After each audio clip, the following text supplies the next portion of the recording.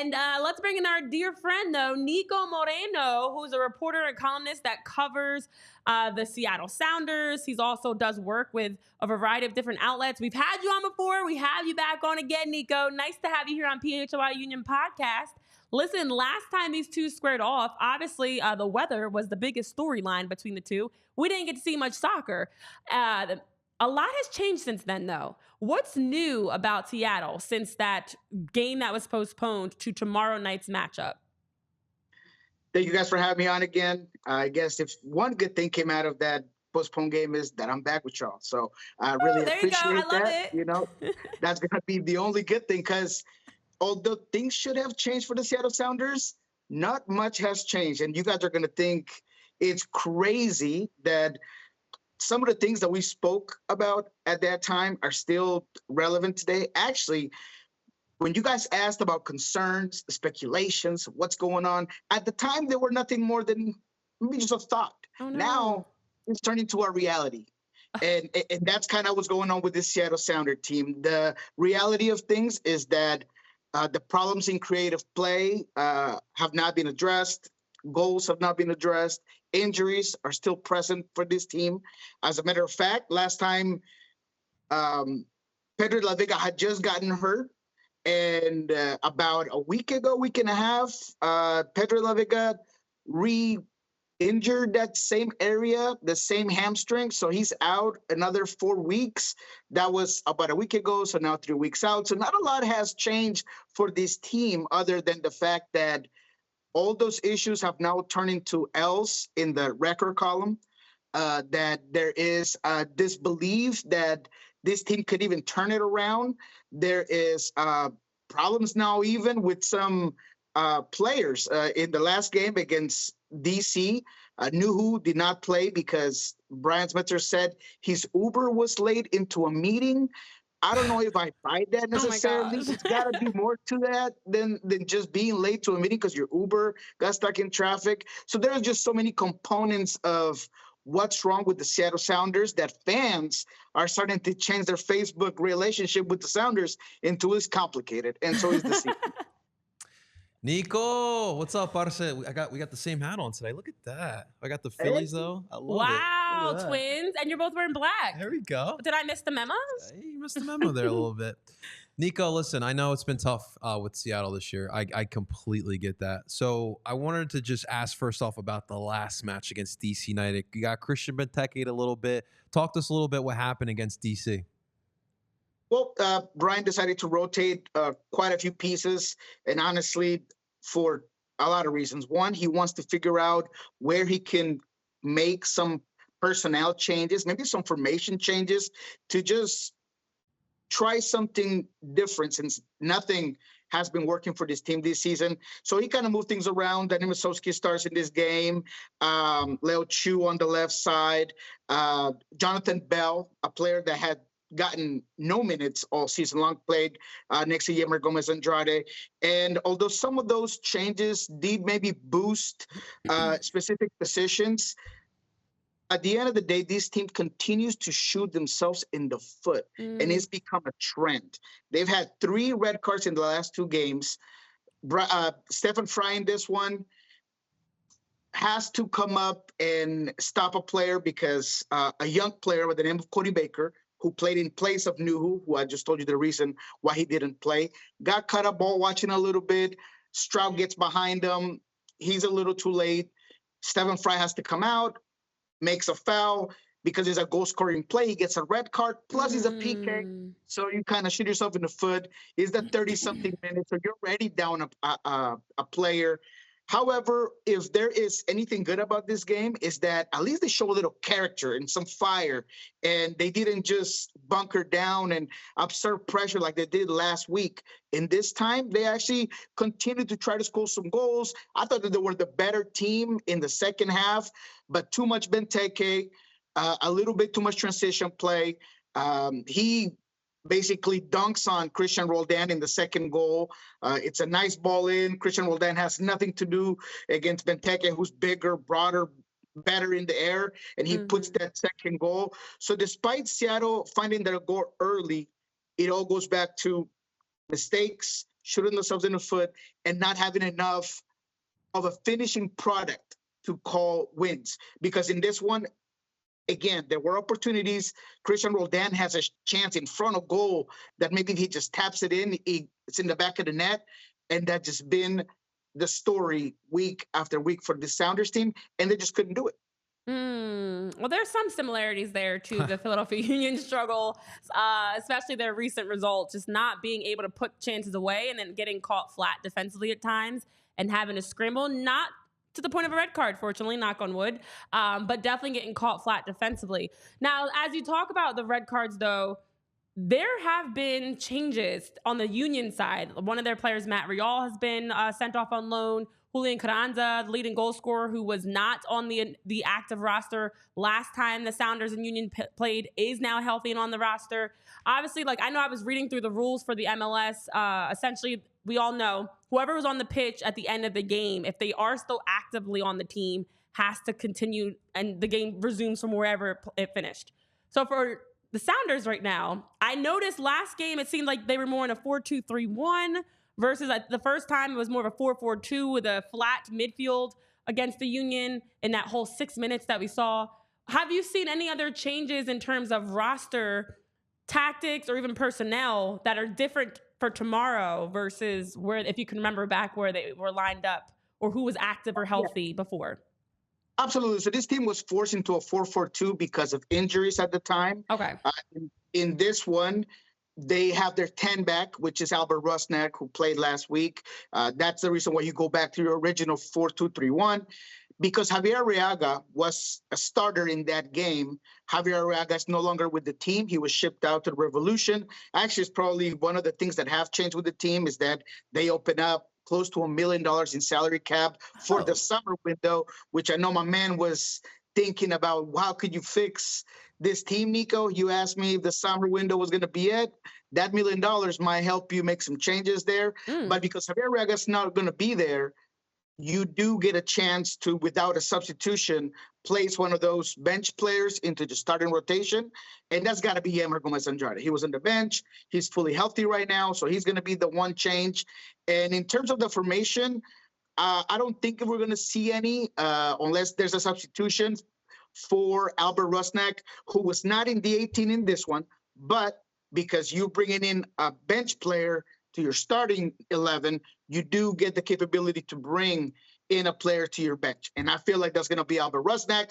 Joe Paulo played a lot of minutes last game. He's a guy that's still not fully fit, 60, 70, 80 minutes fit, so I don't expect him to be entered into this 18 against Philadelphia. But that's kind of some of the changes that you might see. They might stick with the 4-4-2, and then in the second half, maybe bring in Albert, go back to the 4-2-3-1. But that might be the only change. Nico, I want to look at Seattle as far as the season goes as a whole. Listen, since Seattle's been in this league, it's been a consistent playoff team. You know, Brian Schmetzer, one of the best managers all time in this league. What is the realistic expectation going forward for the rest of the season for the Sounders? Oh, man, that's a tough question. And it's just time for a cruel reality. And Philadelphia fans must know what it's like to have a all-star team that just goes through its era, through its time, and then it's time for a rebuild. And then you got to understand that nothing lasts forever. And the dynasty that Seattle, well, close to a dynasty that Seattle had over the last 10 seasons, 4 MLS finals, 2 titles, TCL championship, that might not come back for a while. And that time is past and done. And a lot of the rebuilds do start by letting go of your head coach. Things have not looked good. So the reality is that whether there's a change in the managerial position or not, if there are some changes within this formation, this team does not have the game-changing players to make a run for a championship. I'll be cruel and frank with you guys. They have a good team. There's good players in this squad, good enough to get this team to the playoffs, even though they're in dire need of points right now. Roldan's a good player. Jordan's a good player. Raul is obviously not at his apex moment in his career. He's getting older. He's a good player, but there isn't a game changer. You look at the West right now, all the top teams have game changers. Yeah. RSL, you guys just saw Chicho Arango make a difference, right? Yep. LA Galaxy has Ricky, has Painzel, has Peck. I mean, all these teams have game changers, and Seattle just doesn't have that right now. So because of that, I feel like their ceiling is getting to the playoffs and figuring out how the rebuild's going to happen for next season. Yeah. Exactly as I say. I know. Game changers. And that's what we were just talking about that and recapping the RSL game, the Union game versus RSL this past weekend, is you do see that being the difference maker. Having somebody like Chicho who can come in and get you an assist, get you that goal, or even just be a constant threat as a game changer, as someone that could put the team on their back. So that being said, though, because as you mentioned, there's been a lot with Seattle, whether it's injuries, changing tactics and formation, whatever it may be.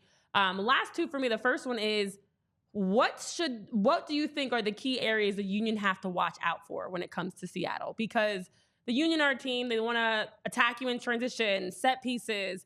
They do a decent job of getting into wide spaces and creating services. What is it about Seattle that makes them dangerous? Because despite, how the season has been going, the ups and downs of the season, Seattle has had some really good games. We've seen them score good goals. We've seen them fall just short. They're right there as a team that's really tough to play. So what are those key areas for the Sounders? Yeah, and you bring up a good point. I mean, I know that I've been hammering it pretty hard on exactly what the results have been and the reason why those bad results have not stopped and have continued to come. But yes, they have had good moments. I think that their build-up plays pretty good. So in terms of what Philadelphia can kind of watch out for, I think is their wide play. Leo Chu, ever since a couple of weeks ago, even in training, he has looked like he understands that his job is on the line and he's taking no prisoners in practice. I mean, this guy is relentless. He pushes. So against DC, he's the guy that gets that first goal. And I feel like that hunger, that necessity to show, hey, man, I realize that Jordan Morris has been playing on my side, but maybe we could push him to the right flank, is going to be something that Philadelphia can look into, because Mbaizo's a guy that likes to get forward. He might give you a little bit of space for Leo Chu to get in there. I feel like Raul Ruidíaz's link-up play, just as it was important when I talked to you guys last, is important this time. He is your most interesting player in the final end. He's going to be your creative guy. He's going to pivot and maybe push Elliott and Lowe, who I'm guessing they're still on the team. They were part of your starting 11 at the time. So he's going to push and invite them in so he could bring in those white players. Jordan Morris being a guy that is needing some goals. Maybe he's a guy that gets behind some of your back line. So I feel like the white play, the ability to stretch out that Philadelphia defense is where I would go. And also adding a little bit of numeric advantages from our fullbacks, right? So Alex Roldan didn't play last week. He had a red card. He should come rested and ready to rumble for this one. He's a guy that has great services into the box, gets into the final third with a lot of ease, but hasn't been as good as in particular seasons. He knows that. He understands that. He had a boo-boo against Vancouver. He's going to want to make that up. So I feel like he's a guy that's going to be a big factor for the Sounders on the right side, overlapping consistently with his brother Christian Roldan on that side. So watch for that. Okay. Niko, I know it feels like it was a year ago, but that monsoon, that reason why we're playing again here tomorrow was absolutely well. Have you ever seen anything like that? Like, for us, it was crazy because the amount of rain in such a short period of time was absolutely insane. Did you ever see anything like that? You guys don't get rain in Seattle. Of course you rain in Seattle, but I feel like the irrigation system and a lot of the things that come out here to loom and prevent from things from happening. But I know that Philadelphia hasn't had a stoppage in like 10 years before that or something like that. I had read, because, I mean, you guys are used to the weather just like we are, but I had never seen it be that serious and put a field in that better conditions. If I'm not watching Copa Libertadores in South America, those pitches can get really nasty really fast, but not here. It had not been a while since I'd seen the rain have that much effect on the field. Y'all, I've seen it. I've played in it. It was bad. It's very bad. But listen, as you talk about the team, you guys are a really deceiving one-win team. You look at some of your results, like the 2-1 loss. I still remember watching that. sorry to bring that back up, back in February, to LAFC, the different draws that you've had, fallen just short to DC United by 1. It's a lot of 1-goal games. It's very close, 3-2. So I have to ask, what is your prediction for this game? What is your score prediction?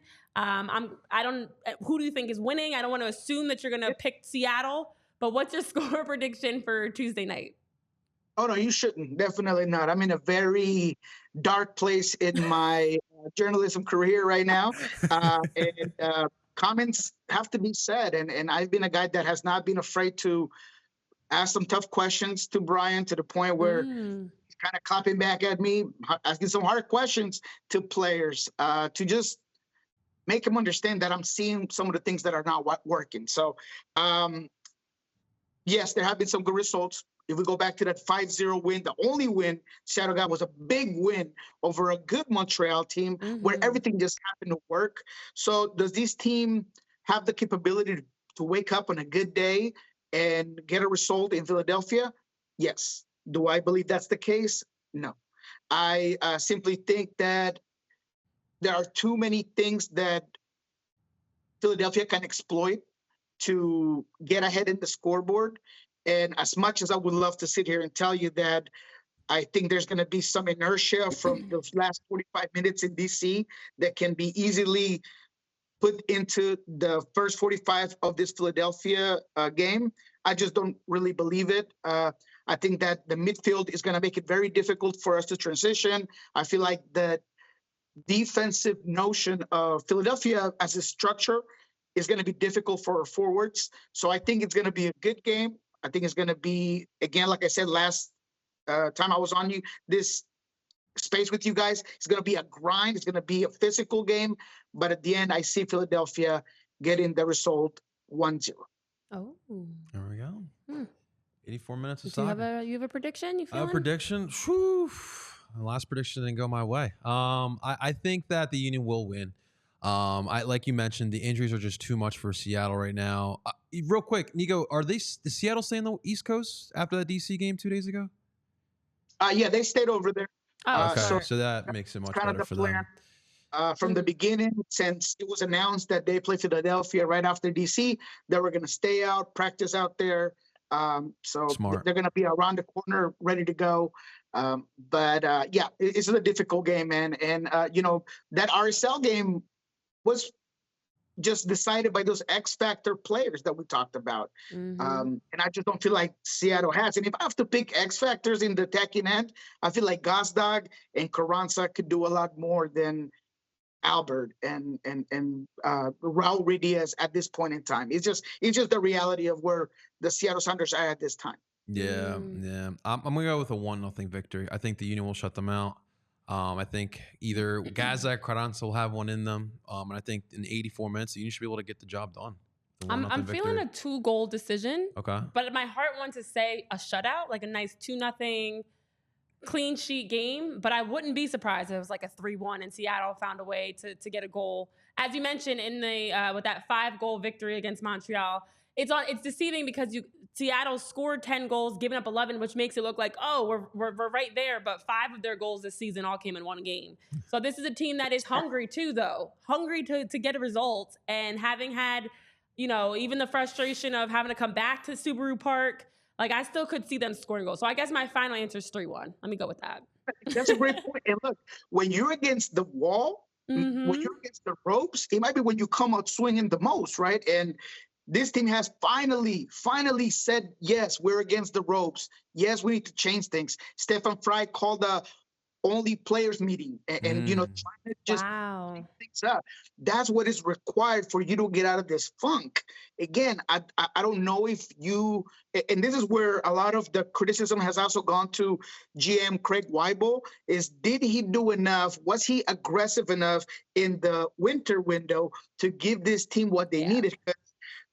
If you look at the 4 players that were brought in, Jonathan Bell, Pedro de la Vega, you look at Musowski. These are guys that haven't had a lot of minutes. They haven't had a lot of impact. And that's when you ask yourself, what if we had someone else? What if there would have been a little bit more aggressiveness in that first window to the point where if Albert's not in, we have somebody that's going to come in immediately, knowing that Pedro unfortunately hasn't been in. Was there somebody else of those likings that could be in there? So that's what the criticism have happened for this team. Wait a minute. When was that players only meeting? Because I am curious about that. That was before the DC flight. Unfortunately, Okay. Stefan Fry didn't want to go too much into it. Like I've told you guys, I've been pretty upfront with the players. There was a point in the Dallas game where Paul Arriola just takes down JP. It's a nasty tackle, and then he stands over him like Ali over Frazier, or favorite WWE player on top of him, and nobody comes up, nobody has his back, nobody pushes him. I brought that up to the team, and JP, who was the player that was hit at that time, he admitted, yes, we need more fire. In that particular moment, somebody should have come up. Someone should have had my back. Steph kind of mentioned it and called the people who mentioned that not knowing what they were talking about and BS. There's a strong locker room, but that tells me that they're hearing it, that they understand it, and they're going to apply it. So I expect the teams are going to have a lot more fire, a lot more fight. They show some character in DC. I expect the same against Philadelphia. Right. Dangerous to hear that a team is looking for someone to light the fire and get them going. Let's hope the fire doesn't get going this game, though. Save that for the next one. Don't ignite it tomorrow. But Niko, it's always a pleasure chatting with you and hearing your insight on what's going on with the Sounders. We appreciate you for jumping back on with us, running it back as we get to finally see this game get played tomorrow. The weather does look good. There's a positive. It's been nice here, knock on wood. It's been like the 70s. We don't have any rain in the forecast tomorrow. So it should be a beautiful day at Subaru Park for some good soccer. So thank you so much for joining us. No, thank you, man. You guys become my favorite Philly show.